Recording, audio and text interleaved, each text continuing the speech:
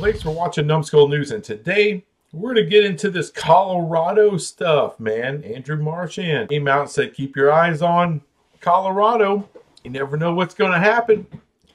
And it's what I said during the live stream, you know, Colorado is the real sleeping giant. You could talk about, you know, Arizona State, and, you know, there's been a few other programs that have been talked about in those terms, but really it's Colorado with Prime, with the kind of recruiting they're doing. All of a sudden, NIL is a thing in Colorado again.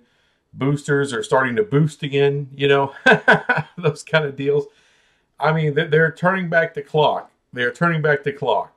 And what they're trying to do is go back and capture some of that Rick Neuheisel magic. When those school presidents started talking, you know, Arizona State, you know, Utah, the Washington State guy, when it opened his face and talk, the whole time we haven't heard jack from Colorado. And then all of a sudden, you know, Jason Scheer said, hey, they met with Brett Yormark for like live in person for like 5 hours. That's a lot of smoke. That's a lot of smoke for there to be no fire at all. And then you hear their CW news, and then it's been reported today that, well, people may have jumped the gun on that. You know, there was some talks, but nothing serious, and it doesn't look like that's going to really amount to much. And of course, it's not. That's been the prevailing story the whole time. Oh, a new suitor has arrived, and as soon as we hear that, you know, talk about some new network that has come in as like a savior or something, then we find out, nah, psych, you know, that's not really happening. You know, forget that shit. What has been the story of the Big 12 and the Pac-12? You know, you got to think in those terms. If you look at the Big 12, you know, it's not a lot of big brands in the Big 12, right? There's a few big markets, you know, Houston, UCF, Cincinnati a little bit, TCU with Dallas-Fort Worth. But overall, you know, the big markets, the massive big markets are mostly, you know, in the Pac-10. And definitely the bigger brands are in the Pac-10. You know, they seem to have every advantage in the world on us, yet they're stumbling, bumbling, screwing up. And you got Brett Yormark, who's going to do like a Big 12 Mexico type of deal. I'm not sure what all that means yet. There was a podcast he did where he talked about those type of things. You know, I don't know if that means, you know, playing some big, you know, Big 12 football games down there, possibly some basketball games down there. And, you know, we heard about the deal with Rucker Park. You hear about the deal up in Frisco where the Dallas Cowboys practice, a joint pro day kind of deal. You know, so there's a lot of irons in the fire there with the Big 12. And there's also talk about some kind of Big 12 concert tour, like going to all the spots of the Big 12 with some big music acts and another revenue stream that way.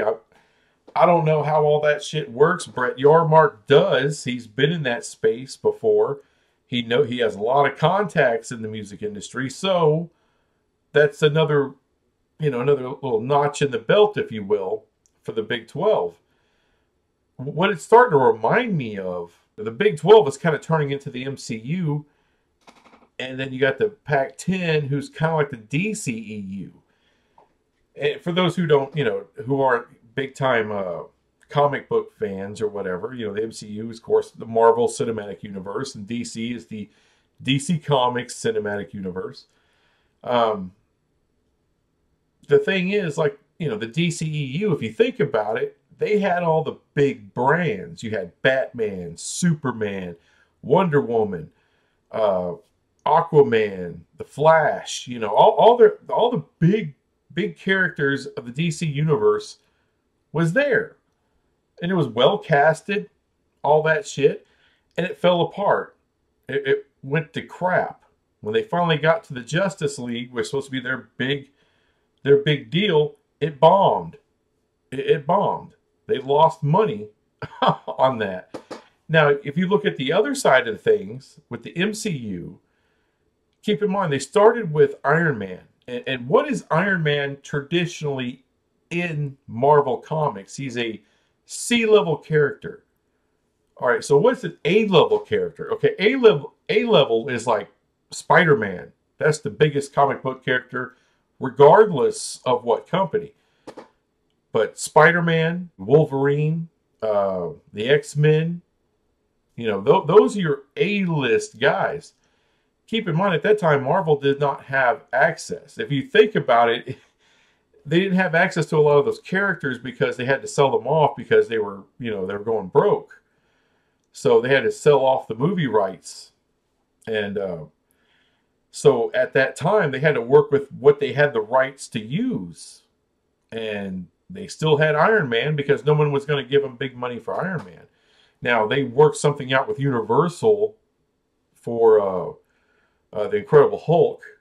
But if you really think about it, the Incredible Hulk was never an A-list character. He's popular. Nothing like X-Men or Spider-Man. Nowhere close.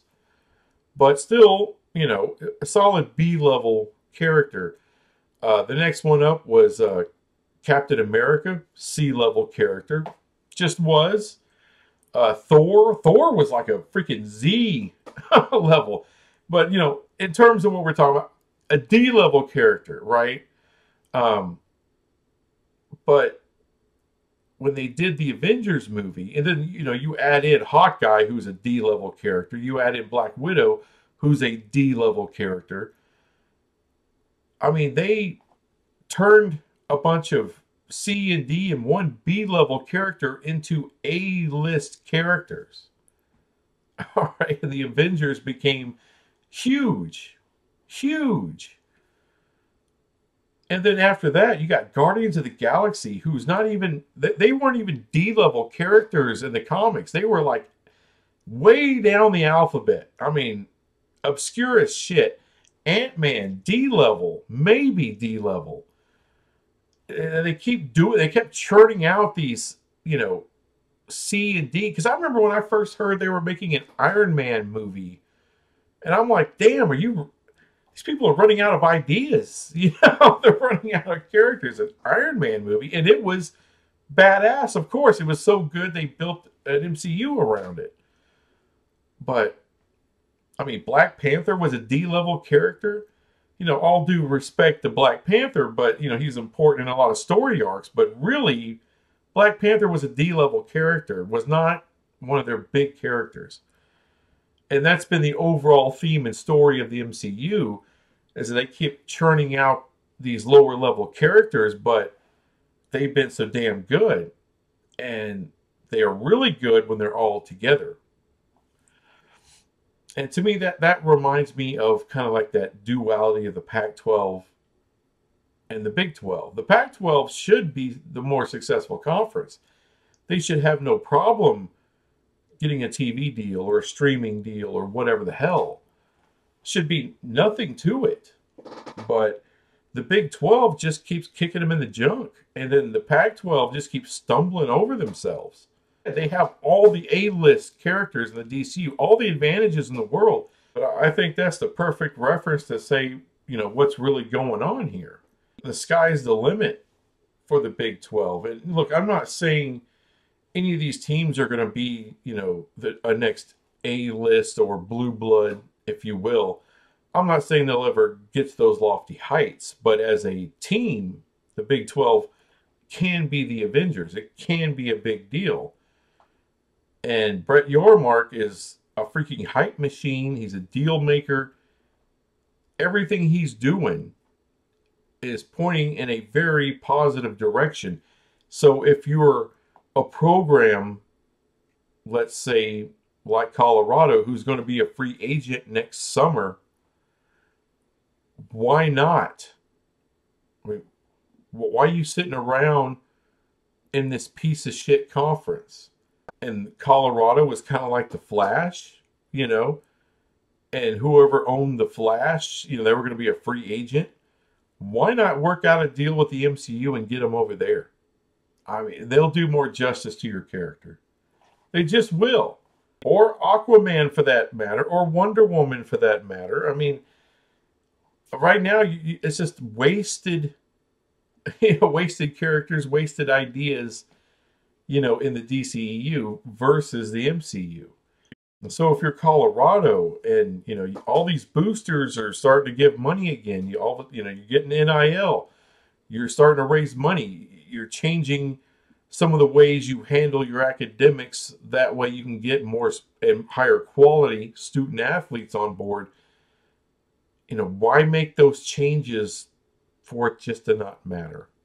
And the story might be different had they gotten some kind of deal by now, with good exposure and somewhere in the neighborhood of what the Big 12 got, at the very, very least. I don't think we'd be hearing about Colorado meeting with Yormark for 5 hours, or you would hear Andrew Marchand say, hey, look out for Colorado. Don't think it's just automatically going to be Arizona jumping first. It may very well be Colorado.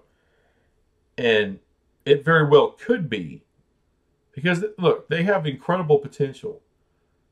And the gears are finally, they're knocking the cobwebs off of all the gears and they're starting to churn again. This can be a very exciting program, especially led by Coach Prime, which can go to influence basketball and other sports. And you're never going to be considered Stanford or Cal academically. You're just not. But you can up your profile through your athletics. And sports can absolutely lift the profile of your university. But right now we're in a situation where the Big 12 is making a lot of moves for the future. Everything that Brett Yormark is doing is focused on 2031. That's the next TV deal. You got to up the brand. You got to make this thing way more valuable than it is now, so that everybody can make more money than they do now. And that's also finding a lot more different revenue streams that actually help up the profile overall of the Big 12. And, bringing on a Colorado with Dion, that'll do a lot. Because, I know he hadn't coached a game. He does bring a ton of excitement. And when you're getting guys to transfer, real players, real prospects to transfer, real recruits, not some bullshit, real guys are transferring to Colorado. He's being able to recruit top level guys from all over the nation are coming to Colorado. Some of the best coaches in this country went with him to Colorado. He's a serious player now. That's how you build a successful program. I absolutely believe they are a sleeping giant. And what does that mean? That means in the next 3 years, you could see Colorado in the Big 12, win the Big 12, get to a playoff, and make some noise in the next 3, maybe 4 years. But yeah, if this trend keeps happening, there could be really big things in Colorado's future. And I would love to see that future in the Big 12 and let them succeed in the Big 12. I'm a TCU fan, but I am not scared to see Colorado come in here and do great things. I'm not scared to see Arizona come in here and do great things, or Gonzaga, or Arizona State, who's never done anything. But I think they have a wealth of opportunity here to do some great things. These are fantastic schools. And if Utah doesn't want to be a part of it, that's fine. Then don't. Then don't. If you don't see what we're doing, if you don't look at what Brett Yormark is doing, and if that doesn't make you feel some kind of a way, then maybe you're not the university for the Big 12. Maybe you're not, maybe this is not a cultural fit. Maybe it's not. And that's fine. I don't know where you're going to be a cultural fit, because if the Big Ten takes Oregon or Washington or Stanford and Cal, or, which I don't think will ever happen, but if they happen to take all four, then I don't know what you do if you're Colorado. Do you ignore these bad feelings? Do you ignore the bad educational profile of the Big 12? What do you do? Because if you lose your little partnership there with Stanford and Cal, because they go to the Big Ten, because the Big Ten wants them, they want that academic dollar, then what does Utah do at that point? I heard it said about Gonzaga. Once Gonzaga loses that coach that has brought them all this success at Gonzaga, what is Gonzaga?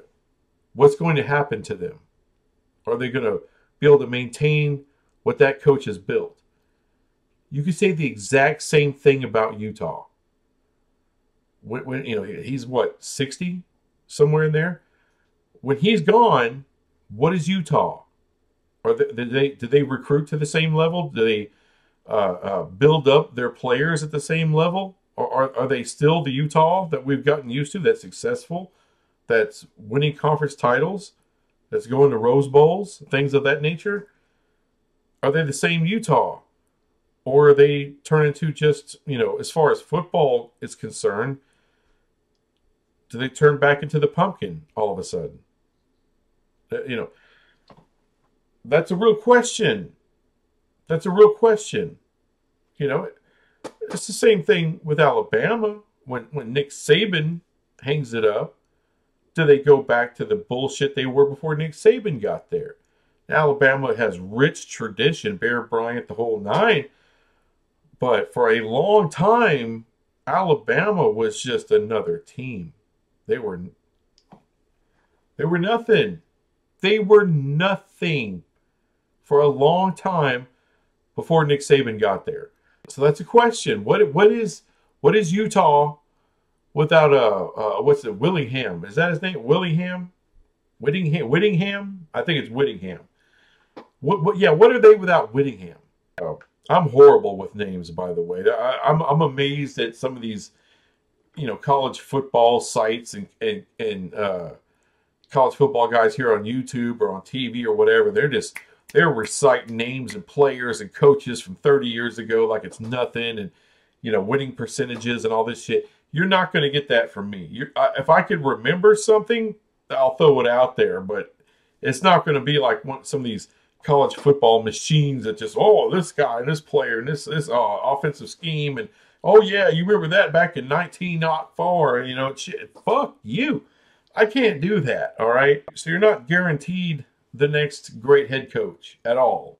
Utah is really good right now. And right now is the time for them, if they're going to make a move to the Big 12, to do it now. What happens if Utah is not as appealing anymore? All of a sudden, let's say they win 5 or 6 games. A lot of the guys that are coming back, let's say they get hurt or whatever happens. As much as I like to shit all over the Pac-10, that's still a pretty damn good it's a pretty damn good football conference. Oregon State's good. Washington State's pretty good. Washington's good. Oregon's good. And for one more year, UCLA and USC are good. Utah's good. It's going to be the first year with Dion. And you're talking about better players, better coaches. That's not going to be an automatic win.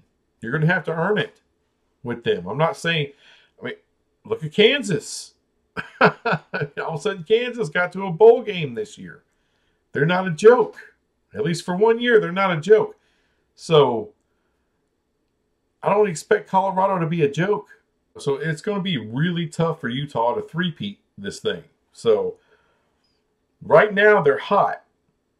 You strike while you're hot. And I have a feeling they're not going to do that. To me, that kind of opens the door for other possibilities. I've been an advocate for Oregon State and Washington State for a while. It doesn't mean that the Big 12 values them.